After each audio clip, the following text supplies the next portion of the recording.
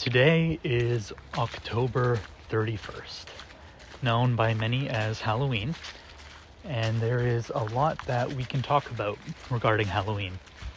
But right now, I'm thinking about something that I rarely hear people talk about, and that is, how does Halloween affect the treat giver? So for all of you who will be handing out candy to trick-or-treaters tonight, especially if you're a Christian, I invite you to join me in contemplating this topic. So a big issue when it comes to Halloween is that of identity proclamation. One of the most important phrases in the Bible is the I am statement. Jesus says it many times. I am the resurrection and the life. I am the light of the world. I am the way, the truth, and the life, and so on. On Halloween, you put on a costume and you proclaim, I am whatever you are dressing up as, right? You're making an identity about, or you're making a statement about your identity, about who you are. And part of the power of words is that you cannot take that back. That is out there now.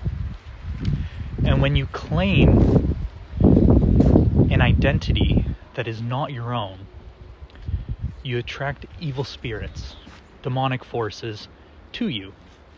Okay, but what if you're not getting dressed up? What if you're not giving demonic spirits access to you through putting on costumes? What if you're just giving the candy to the sweet innocent children who are having fun trick-or-treating? Well, what does trick-or-treating mean? Trick-or-treating is a subtle way. There's a bunch of mud here. Trick-or-treating is a subtle way of saying, if you give me a treat, I won't perform a trick on you.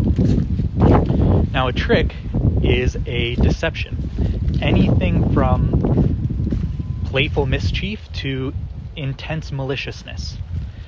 Okay, so then are we just talking about playful mischief here? Many would be inclined to say yes.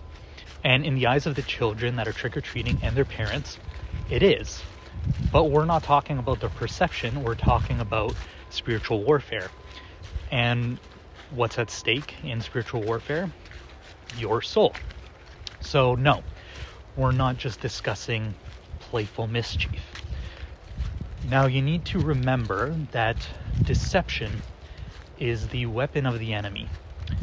And to be spiritually victorious, you must be rooted in truth. So let's find the truth and see who is playing this trick.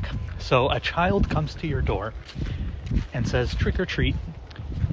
And you say, oh, hello, who are you? Well, it's Halloween. So the child isn't going to respond with Matthew. They're not going to say their Christian name or their first name. They say what they dressed up as, this new identity that they have taken on for the evening. So now there is another essence, there is another entity, another spirit here with Matthew. So this other spirit comes to your door, who has plagued Matthew, and through him tells you, if you don't give me a treat, I will play a trick on you. Now, if you're thinking this is a little bit ridiculous and that this wouldn't happen because it's just a child, you need to remember who you are dealing with. The enemy doesn't care about the well-being of the child. He's not going to overlook him, especially on the day of Halloween.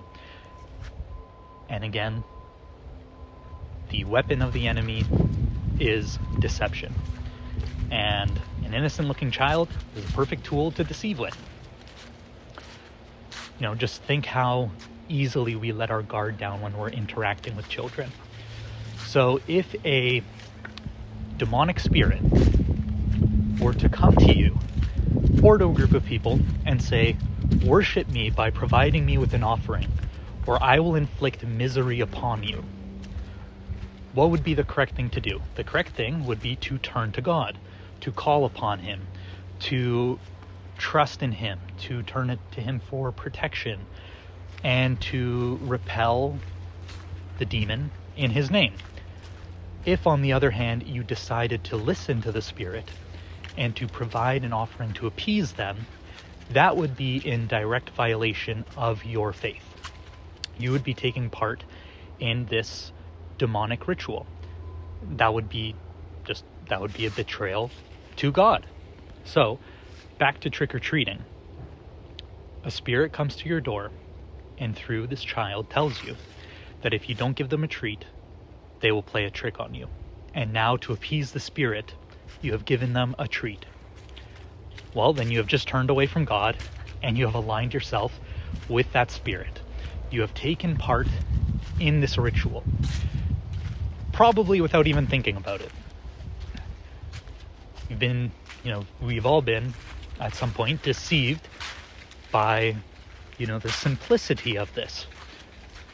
Especially because in this case, the situation is masked by joy and innocence, that you see on the faces of the kids. And to be clear, I am in no way saying that this is the fault of the children or that you should treat children on Halloween with anything less than complete love and respect.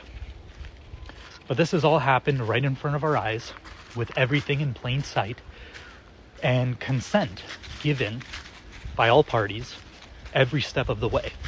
And you may not think it's that simple, but it is. Most people that are aligned with the demonic, who are involved in the occult, witchcraft, rituals, different energetic practices, they do not know that they are aligning with evil, with Satan. And many of them believe they are doing good, and they want to be doing good, and they may even see what appear to be positive results from what they're doing. But if you are not worshiping the true creator of creation, then you're worshiping something else, regardless the name that you slap upon it, whether it just be the universe, or I guess even worse, saying, worshiping Mother Earth or Gaia or elements, water, the trees. These are all things of the earth. If God gave us dominion over the earth, how can we turn around and decide to worship the things of the earth? So, if you are called to glorify God, to do everything in his name, then take a look at what you're doing. Is what you're doing on Halloween for God or against God? You need to reflect upon what you think or what you say you believe, what you actually believe, compare those, and then compare those with your actions. Do they really reflect either of those?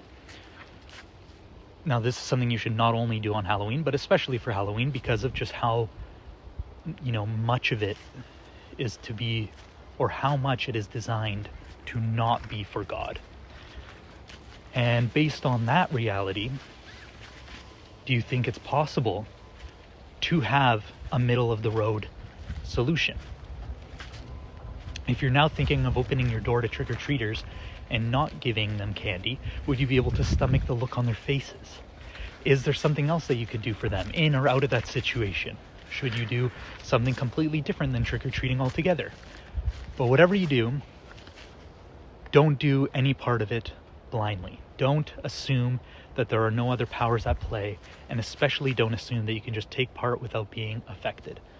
And most importantly, on this day, when everyone is talking about evil and demonic forces, even in this video, don't lose sight of the almighty power of God. There is no reason for you to fear. If you believe in God and you have God on your side, then there is nothing for you to ever fear. And don't forget the power that your prayers can have on this day. Pray for the children. Pray for their safety, their protection, that the people in the streets with ill intentions will be turned away from them, that every treat giver they encounter has only good intentions for them, and ideally that they don't eat any of the Halloween candy. Pray for the minds of their parents to be enlightened, that they may guide the children the right way. Pray for the schools, the community, protection from the media, and so on. Remember, always strive to live a righteous life and be a model for those around you in all that you do. Thank you for taking the time to be here with me today, and God bless you.